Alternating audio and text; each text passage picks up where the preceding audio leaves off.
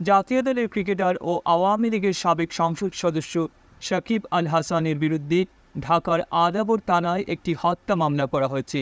পোশাক কর্মী মোহাম্মদ রুবেলকে হত্যার নির্দেশদাতা হিসেবে তার বিরুদ্ধে এই মামলা করা হয়।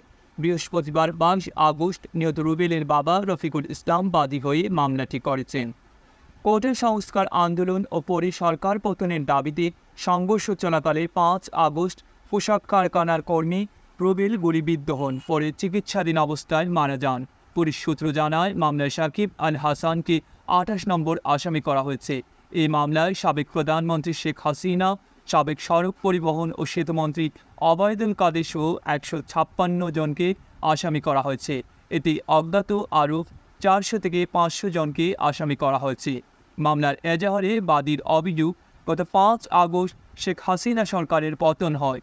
ওই দিন রুবেল আদাবরের রিং রোডে মিছিলে অংশ নেন। এ সময় আসামিদের প্রত্যক্ষ ও পরোক্ষ নির্দেশ, প্ররোচনা, সাহায্য, সহযোগিতা ও মদদে মিছিলে গুলি ছোড়া হয়। বুকে ও পেটে গুলিবিদ্ধ অবস্থায় রুবেলকে হাসপাতালে ভর্তি করা হয়েছিল। হাসপাতালে চিকিৎসাধীন অবস্থায় তিনি 7 আগস্ট মারা যান। ডেস্ক রিপোর্ট, আধুনিক কাগজ।